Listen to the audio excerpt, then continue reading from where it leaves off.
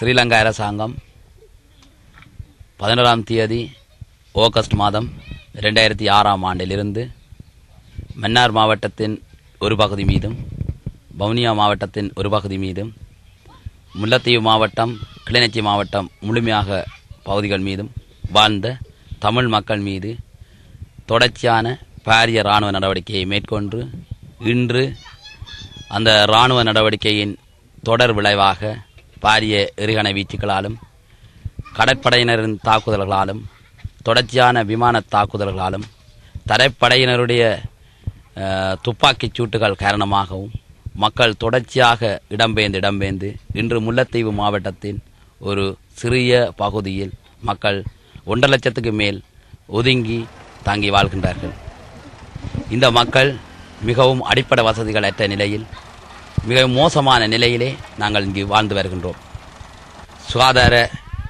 சுகாதார பிரச்சனைகள், மருத்துவ பிரச்சனைகள், அடிப்படை வசதிகளான நீர், குடிநீர், சுத்தமான குடிநீர் மற்றும் அசுத்தமான குடிநீர் கூட இங்கே பெற முடியாத நிலை, மற்றும் மரக்கறி வகைகளை பெற முடியாத நிலை, உணவுகளை பெற முடியாத நிலை மற்றும் படுக்கக்கூட இடமில்லை, பதுங்கு குழிகளை அமைக்கக்கூடிய உகந்த சூழ்நிலை இல்லை, தற்காலிக குடிசைகளை அமைப்பதற்கான தரப்பால்கள் அதற்கான தடிகளை பெற்றுக்கொள்ள முடியாத நிலை மற்றும் சொல்ல முடியாத அனைத்து துன்பங்களையும் இந்த தாங்கிய நிலையிலே 1.5 லட்சத்துக்கு மேற்பட்ட மக்கள் இங்கு வாழ்ந்து வருகின்றார்கள். இந்த மக்கள் உண்மையில் பட்டினியின் விளிம்பில் மிகவும் ஆரோக்கியமற்ற முழுமையான ஒரு பலகீனமான நிலையிலே நாங்கள் ஏங்கி தவித்து வாழ்ந்து வருகின்றோம். இந்த ஸ்ரீலங்கா அரசாங்கம் இந்த மக்கள் மீது தொடர்ச்சியான எறிகணைகளை மேற்கொண்டு கிட்டத்தட்ட நாளாந்தம் 100க்கும் மேற்பட்ட மக்கள் கொல்லப்பட்டு 100க்கும் மேற்பட்ட மக்கள் காயப்படுத்தப்பட்டு வருகின்றார்கள். இந்த வைத்தியசாலையிலே இந்த மருத்துவ வசதிகளும் இல்லை, மருந்து இல்லை, அங்கு சென்றால் அவர்கள் கட்டுவதற்கான துணிகள் இல்லை, உடுப்புடவைகளைத்தான் அவர்கள் பிடித்து அந்த காயங்கள் மீது கட்டுகின்ற சூழ்நிலை ஏற்பட்டிருக்கிறது. அதுக்கான மருந்து கலவையுமே இல்லை. இப்படியான சூழ்நிலையில் வாழ்ந்து வருகின்ற இந்த மக்கள் தமிழ விடுதலை புலிகள் சர்வதேச நாடுகளினதும் சர்வதேச நிறுவனங்களினதும் மக்களின் நலன் கருதியும் இந்த சர்வதேச நாடுகளினதும் நிறுவனங்களது வேண்டுகோளுக்கு இணங்க மக்களினுடைய நலன் கருதி தமிழ விடுதலை புலிகள் ஒருதலைப்பட்சமான ஒரு போர் நிறுத்தத்தை அறிவித்திருந்தார்கள். ஆனால் ஸ்ரீலங்கா அரசாங்கம் இந்த ஒருதலைப்பட்சமான போர் நிறுத்தத்தை ஏற்றுக்கொள்ளாது இந்த தமிழ் மக்கள் மீது தொடர்ச்சியான பாரிய கனகரக ஆயுதங்கள் ஊடாக தொடர் தாக்குதல்களை மேற்கொண்டு வருகின்றார்கள். அந்த வகையில் நேற்றைய தினம் காலை தமிழக முதலமைச்சர் கருணாநிதி அவர்கள் ஒரு உண்ணாநிலை போராட்டத்தை ஆரம்பித்திருந்தார். இதை நாங்கள் தொலைக்காட்சியினூடாக அந்த செய்தியை அறிந்திருந்தோம். அவர் அந்த ஆரம்பித்த உண்ணாநிலை போராட்டம் இந்த தமிழர் வாழ்விடங்கள் மீது தொடர்ச்சியான தாக்குதலை உடனடியாக நிறுத்தி போரை நிறுத்தி ஸ்ரீலங்கா அரசாங்கம் தமிழ விடுதலை புலிகளின் போர் நிறுத்தத்தை ஏற்று அந்த போர் நிறுத்தத்துக்கான சமிக்கைகளை காட்ட வேண்டும், உடனடியாக போர் நிறுத்தப்பட வேண்டும் என்று கூறி தமிழக முதலமைச்சர் உண்ணாநிலை போராட்டத்தை ஆரம்பித்திருந்தார். இந்த செய்தி உண்மையில் தமிழ் மக்களுக்கு ஆகிய எங்களுக்கு ஒரு நிம்மதியை தந்தது. எனவே ஒரு சர்வதேச நாடுகளில் ஒரு தமிழகத்தினுடைய ஒரு முதலமைச்சர் இப்படியான கோரிக்கை இருந்தார். எனவே போர் நிறுத்தம் பெறுமென தமிழ் மக்கள் எதிர்பார்த்திருந்தார்கள். அந்த நிலையில் மதியம் அவர் அந்த உண்ணாநிலை போராட்டத்தை நிறுத்தியிருந்தார். அவர் கூறியிருந்தார், இலங்கை அரசாங்கம் ஸ்ரீலங்கா அரசாங்கம் போரை நிறுத்துவதாக அறிவித்துள்ளதாகவும் எனவே தான் உண்ணாநிலை போராட்டத்தை நிறுத்தியிருப்பதாகவும் கூறியிருந்தார். அவர் அந்த செய்தியை நாங்கள் தொலைக்காட்சியில் பதுங்கு குழியிலிருந்து பார்த்து கொண்டிருந்தோம். நேற்றைய தினம் பதுங்கு குழியிலிருந்து வெளியேற முடியாத சூழ்நிலையில் நாம் இருந்தோம். அதிகளவான எறிகணைகள் விழுந்து வெடித்து கொண்டிருந்தன. நாம் நினைத்தோம் இந்த செய்தி அறிவிப்பு வந்தவுடன் கனகரக ஆயுதங்கள் மற்றும் தரப்படையினுடைய தாக்குதல்கள் மற்றும் அனைத்து தாக்குதல் நிறுத்தப்பட்டிருப்பதாக நாங்கள் உணரலாம் என நாங்கள் பதுங்குழிக்கு வெளியில் வருகின்ற பொழுது அந்த செய்தி அறிந்து கொண்டு பதுங்குழியில் வெளியில் வருகின்ற பொழுது கிவிர் விமானங்கள் யுத்த விமானங்கள் வந்து எமது பதுங்குழிக்கு அண்மையில் தொடர்ச்சியான தாக்குதல்களை மணத்தியால கணக்காக மேற்கொண்டிருந்தது.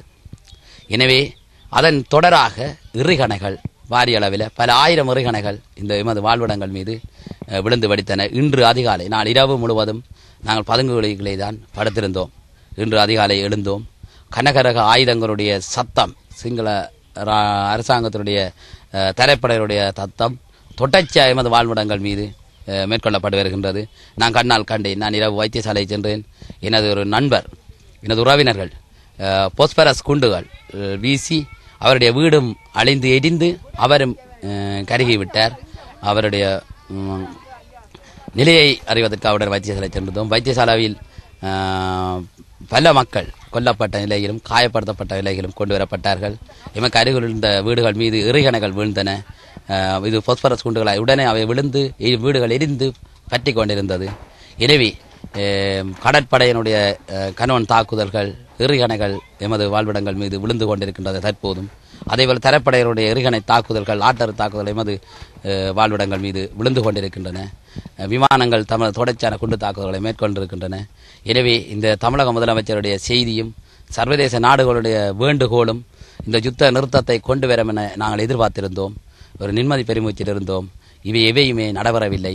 தமிழ் மக்களாகிய நாம் மிகவும் மேமாட்டத்துடன் இருக்கின்றோம். இந்த சர்வதேச நாடுகளுடைய சொற்களை கூட இந்த ஸ்ரீலங்கா அரசாங்கம் மதிக்கவில்லை, ஏற்கவில்லை என்பதை நாங்கள் இட்டு மிக மிக மிக மனவேதனை அடைகின்றோம். எனவே இந்த தமிழ் மக்களின் நலன் கருதி சர்வதேச நாடுகள் உடனடியாக இந்த தமிழர்களுடைய பிரச்சனைகளை தீர்ப்பதற்காக ஸ்ரீலங்கா அரசாங்கத்தை ஒரு ஆக்கபூர்வமான ஒரு செயற்பாட்டுக்கு கொண்டு வர வேண்டும். இங்கு தொடர் தாக்குதல் நடைபெற்று வருகின்றன. மக்கள் யுத்த நிறுத்த விடுதலை புலிகளுடைய யுத்த நிறுத்த அறிவிப்பு வெளிவந்த பின்பு பல நூற்றுக்கணக்கான மக்கள் தொடர்ச்சியாக கொல்லப்பட்டிருக்கின்றனர். தற்போது எறிகணைகள் என்ற எண்ணிக்கை தற்போது அதிகரித்திருக்கின்றது என்றுதான் நான் சொல்லலாம். ஏனென்றால் அந்த எறிகணைகளுடைய தாக்கம் நான் நினைக்கிறேன் அந்த பொஸ்பரஸ் குண்டு வீசுகின்றார்கள். அதனுடைய தாக்கம் அந்த வீட்டோடு அவர்கள் குடும்பமாக தரப்பார்கள், வீடு சொல்லப்படுகிறது இங்கே தரப்பார்கள், அது மேல் விழுந்து இருந்து கொண்டிருக்கின்றன. பல மக்கள் தொடர்ச்சியான இடப்பெயர்கள், நாங்கள் எல்லாம் 10க்கும் மேற்பட்ட இடப்பெயர்கள். இங்கு பங்கர்கள், அதாவது பதுங்குடிகளை கூட அமைக்கக்கூடிய சூழ்நிலை இல்லை, இடம் இல்லை. மக்களை புதைப்பதற்கு இடம் இல்லை. கிணறுகள், சிறிய சிறிய கிணறுகள் அமைப்பதற்கு கூட இடம் இல்லை. மற்றும் மக்கள் தங்களுடைய உணவு பண்டங்களை தயாரிப்பதற்கான இடமும் இல்லை, அதனுடன் உணவுகளுமே இல்லை. ஒரு கரையும் ஒரு சோறும் காய்ச்சுவதற்கு கூட அதற்குரிய போடுகின்ற உள்ளிட்ட பொருட்களும் இல்லை. ஆனால் அப்படி இருந்தும் அதை சமைப்பதற்கான இடங்களும் இல்லை. இந்த வெட்ட வெயிலிலே நாங்கள் காய்ந்து இந்த வேண்டுகோளை விடுக்கின்றோம். இந்த சர்வதேச நாடுகள் சிங்கள அரசாங்கத்தை உடனடியாக போர் நிறுத்தத்தை கொண்டு வந்து இந்த தமிழ் மக்களுடைய ஆக்கபூர்வமான நியாயமான அவருடைய வேண்டுகோள்கள் நிறைவேற்றப்பட வேண்டும் என்பதுதான் நம்ம தமிழ் மக்களுடைய பிரச்சனை. எனவே இது தொடர்ச்சியாக சிங்கள அரசாங்கத்தால் நான் ஏமாற்றப்பட்டு வருகின்றோம். இது உடனடியாக தீர்க்கப்பட வேண்டும். இப்போது சர்வதேசருடைய காதுகளுக்கு இது எட்டிவிட்டது. அவர்கள் சிங்கள அரசாங்கத்தின் போக்கு தற்போது அவர் உணர்கின்றார்கள். சிங்கள அரசாங்கம் நேற்று அறிவித்திருந்தது கனகர ஆயுதங்களுடைய பயன்பாட்டை நிறுத்தி தரப்படையினர் சிறு ஆயுதங்களுடன் தான் இந்த தாக்குதலை மேற்கொள்ளுகின்றார்கள் என்று. ஆனால் அந்த அறிவிப்பு வெளிவந்த பின்பு, பிபிசி செய்தியினூடாக வெளிவந்த பின்பு இரவு முழுவதும் நான் வெளியில் வர முடியாத கனகர ஆயுதங்களை தாக்கம் இன்று வரை இப்போது தற்போது உங்களுக்கு இந்த உலகத்தில் நான் செய்தி வழங்குகின்ற பொழுதும் கூட இந்த சத்தங்கள் கேட்டுக்கொண்டிருக்கின்றன. அது உங்கள் உள்வாங்கப்படும் என நான் நினைக்கின்றேன். தாக்குதல்கள் தொடர்ந்த வண்ணம் இருக்கின்றன என்பதை நாங்கள் மிக மனவேதனையுடன் சிங்கள அரசாங்கத்துடைய தாக்குதல் எம்மக்கள் மீது மேற்கொள்ளப்படுவது. எனவே இந்த மக்களை இந்த எறிகணைகளிலிருந்து சர்வதேசம் காப்பாற்ற வேண்டும் என நான் மக்கள் சார்பிலே மிக உருக்கமாக வினயமாக கேட்டுக்கொள்கின்றேன். நன்றி, வணக்கம்.